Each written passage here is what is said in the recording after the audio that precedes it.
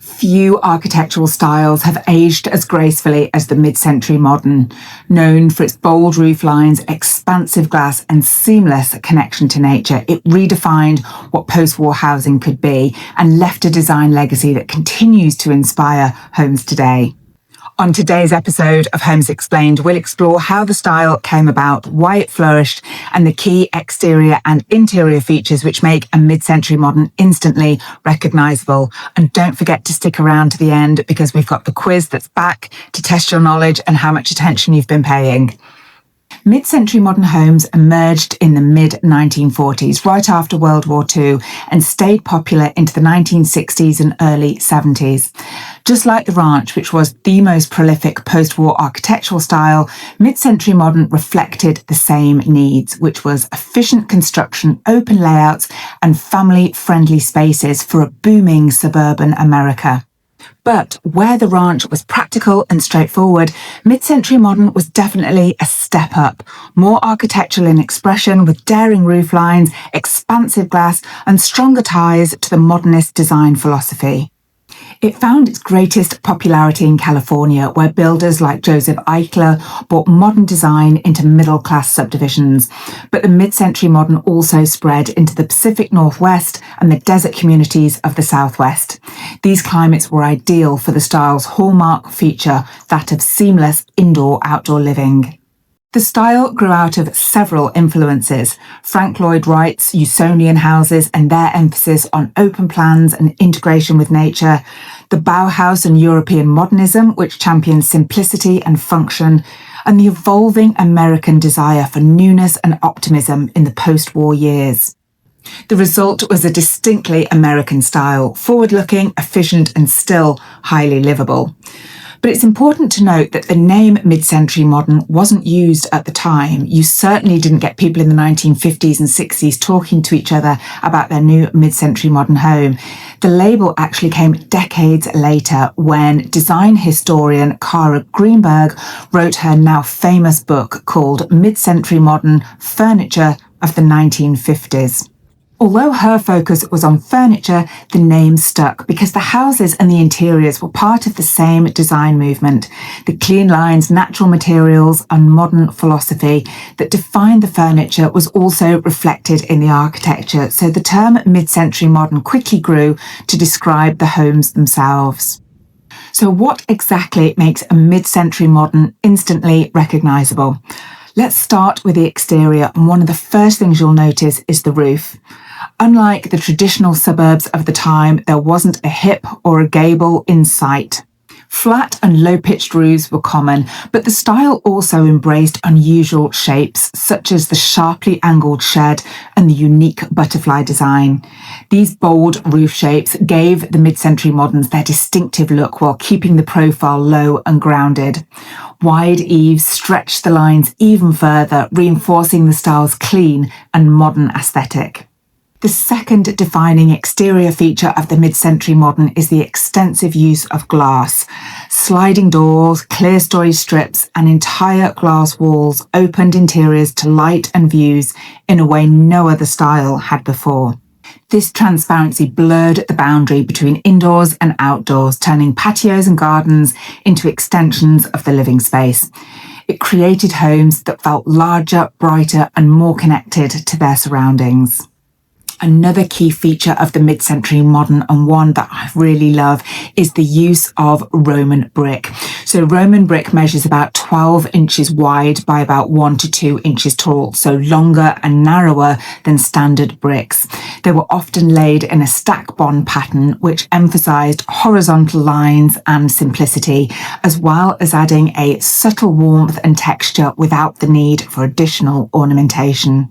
The use of this brick wasn't accidental. Frank Lloyd Wright had popularised Roman brick on his Prairie and Usonian houses, and mid-century modern architects carried that legacy forward into a new era on a new architectural style.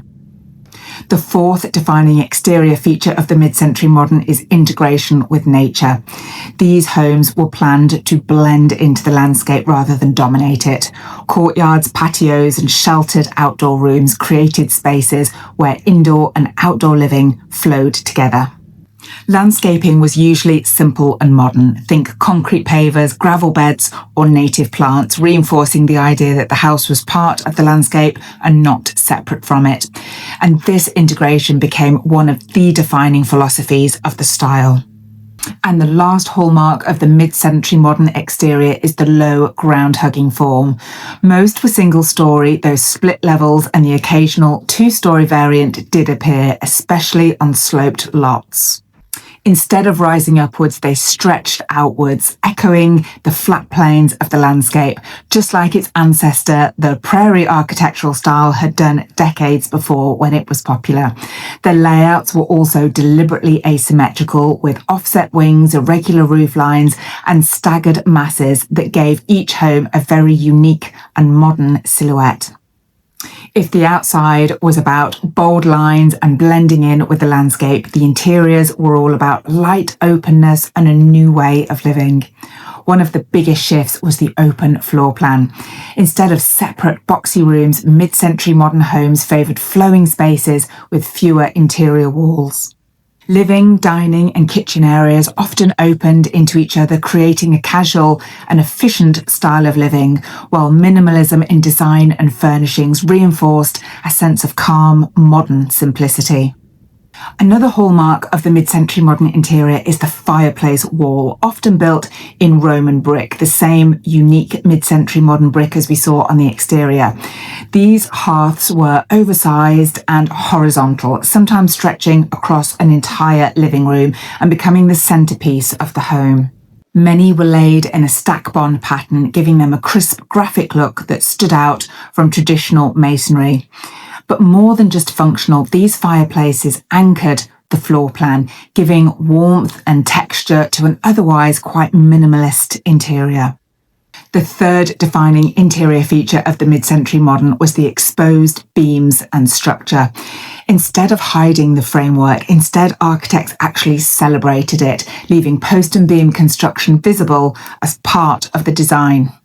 And this honesty in structure reinforced the minimalist philosophy, where the beauty of the home came from its form and materials, not from added decoration.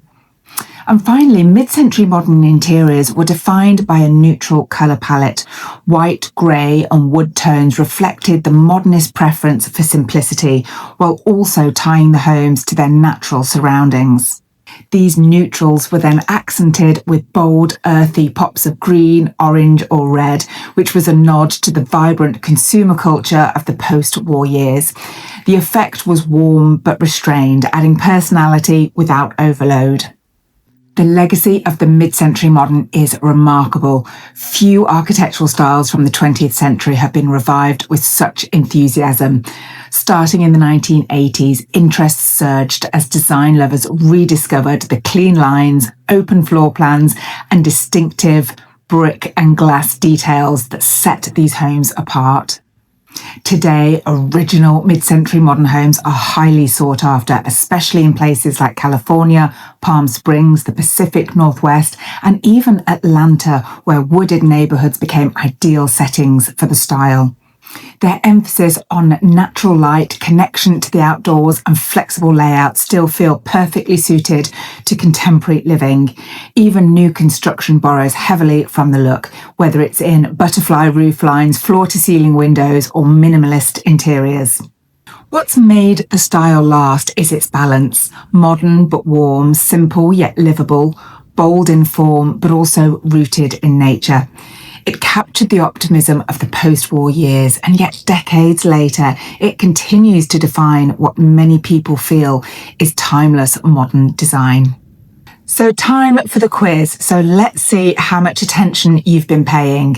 Here is the first image. So this is a mid-century modern, and I'd like you to give me at least 5 features that reveal it's a mid-century modern, and I'll give you a few seconds just to think about it.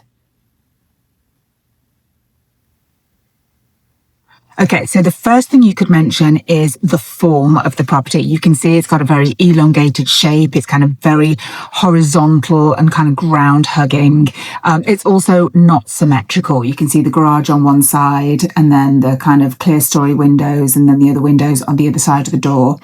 The second thing is the roof is very flat. It's not gabled or hip. And that's the unique thing with mid-century moderns. They're very unusual. The roofs are either completely flat or very low pitched, or they're kind of sharply angled or butterfly. You don't typically see the standard gable or hip roof.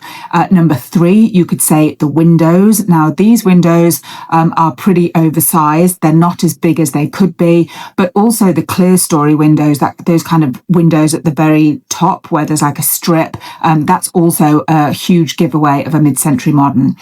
Number four, you could also mention the exterior materials. Now, there's no brick on this house, which is unusual.